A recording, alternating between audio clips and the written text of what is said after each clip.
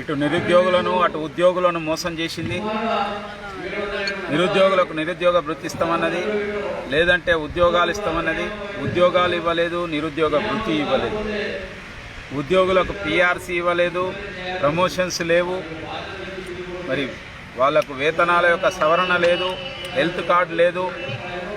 కేంద్ర ప్రభుత్వం ఇవాళ ఏదైతే ప్రైవేటు యొక్క దీంట్లో కానీ పనిచేస్తున్న యొక్క విద్యా సంస్థల్లో పనిచేస్తున్న యొక్క టీచర్లకు పిఎఫ్ను ఇటు మేనేజ్మెంట్స్ కానీ వ్యక్తులది కానీ కేంద్ర ప్రభుత్వం చెల్లించింది.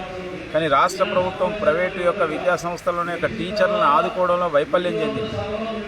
నువ్వు మొక్కలు పెట్టడానికైతే డబ్బులు వస్తాయి, కానీ అది కూడా ఎండాకాలం మొక్కలు పెట్టడానికైతే డబ్బులు వస్తాయి, కానీ ప్రైవేట్ టీచర్లను ఆదుకోవడానికి డబ్బులు రావా అని చెప్పి మేము అడుగుతున్నాం. నీకు ఆ మాత్రం చిత్తశుద్ధి లేదా అంటున్నాం. ఇవాళ వాళ్ళు రోడ్డు ఎక్కిళ్ళు, ఇల్లు కిరాయి కట్టలేని పరిస్థితి ఉన్నారు, దవాఖానకు పోలేని పరిస్థితిలో ఉన్నారు. ఎన్నో ఇబ్బందులు ఎదుర్కొంటున్న వాళ్ళను గాలికి వదిలేసి ఈరోజు కేవలం మీ యొక్క పేరు కోసం చేస్తున్న యొక్క పనిని ఇది విడ్డూరంగా కనిపిస్తున్నది.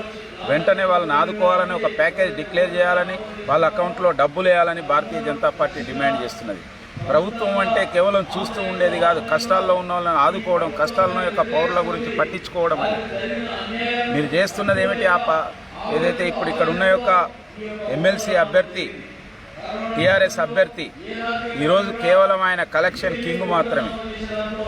ఆయన చేసింది ఏమిటని అడుగుతున్నా. ఆయనకు విద్యాసంస్థ పెట్టుకోవడమే, ఆయన డీమ్డ్ యూనివర్సిటీ తెచ్చుకోవడమే, కానీ ఇంతవరకు విద్యారంగాన్ని నిర్లక్ష్యం చేస్తున్నాడు. ప్రైమరీ స్కూల్స్ దెబ్బతినిపోతున్నాయి, యూనివర్సిటీని డమ్మీలు చేస్తున్నాడు. ఏనాడు కూడా నిరుద్యోగుల గురించి, ఉద్యోగుల గురించి, పట్టభద్రుల గురించి, మేధావుల గురించి పట్టించుకున్న పాపాన పోలేదు. కేవలం ముఖ్యమంత్రి వెనుక ఫైల్ పట్టుకొని తిరగడం తప్పితే ఆయన చేసింది ఏమీ లేదంటున్నా. ఈరోజు ఏ ముఖం పెట్టుకొని మళ్ళీ టీఆర్ఎస్ వాళ్ళు ఇవాళ ఓటు అడగడానికి వస్తున్నారు. విద్యావంతులారా, పట్టభద్రులారా ఆలోచించండి. ఒక మార్పు కోసం ఇవాళ ఈ యొక్క నిరుద్యోగులను, ఉద్యోగులను మోసం చేసిన ఈ ప్రభుత్వానికి బుద్ధి చెప్పండి. తప్పక భారతీయ జనతా పార్టీని గెలిపించండి. మార్పు కోసం నాకు ఒక అవకాశం ఇవ్వండి. మొదటి ప్రాధాన్యత ఓటు వేసి గెలిపించవలసిందిగా నేను కోరుతున్నాను. ఏ కోశాన కూడా టీఆర్ఎస్కి అవకాశం ఇచ్చినా మళ్ళీ వాళ్ళు మేము ఎన్నో చేసినాం, మాదంతా బాగా కొనసాగుతుందని ప్రచారం చేసుకునే అవకాశం ఉంటుంది. ఈ అన్యాయాలన్నీ మరుగున పడిపోతాయి. అందుకోసమే తప్పక మీరు ఈ యొక్క టీఆర్ఎస్కి బుద్ధి చెప్పాలి, టీఆర్ఎస్ని చిత్తుగా ఓడించాలి. ఇండిపెండెంట్లు కొంతమంది వస్తున్నారు, వారిలో కొంతమందిని టీఆర్ఎస్ఏ రంగంలోకి దించినట్టు తెలుస్తున్నది, వారికి వారే మరి అండగా నిలుస్తున్నట్టు తెలుస్తున్నది. కాబట్టి ఓటు చీలిపోవద్దంటే, టీఆర్ఎస్ను ఓడాలంటే బీజేపీని గెలిపించాలి. నాకు ఒక అవకాశం ఇవ్వవలసిందిగా ఈ వరంగల్ జిల్లాకు సంబంధించిన ఒక వ్యక్తిగా, అనేక సంవత్సరాల నుంచి ప్రజల మధ్యన ఉండే వ్యక్తిగా, ప్రజా సమస్యల కోసం పోరాడుతున్న వ్యక్తిగా నాకు మీకు సేవ చేసే అవకాశం ఇవ్వాల్సిందిగా నేను హృదయపూర్వకంగా మనవి చేస్తున్నాను.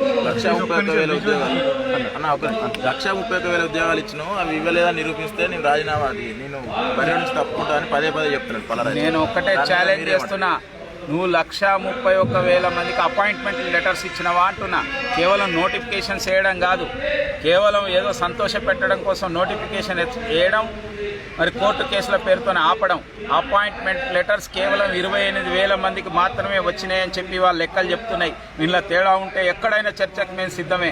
ఇవాళ నువ్వు 6 ఏళ్లలో ఏం చేసినావు అంటున్నా, ఎక్కడ కనిపించినావు అంటున్నా, ఎక్కడ విద్యాలయాల గురించి పట్టించుకున్నావు, ఎక్కడ ప్రైమరీ స్కూల్స్ దిక్కు మునిగిపోతున్నాయి, ఇవాళ అవి చిన్నాభిన్నం అయిపోతున్నాయి. నువ్వు ఏం చేసినావు అంటున్నా. కేవలం నువ్వు యూనివర్సిటీ తెచ్చుకోవడం తప్పితే ఇక్కడ వాళ్ళకి ఏం చేసినావు, ఎప్పుడన్నా కనిపించినావా అని అడుగుతున్నా.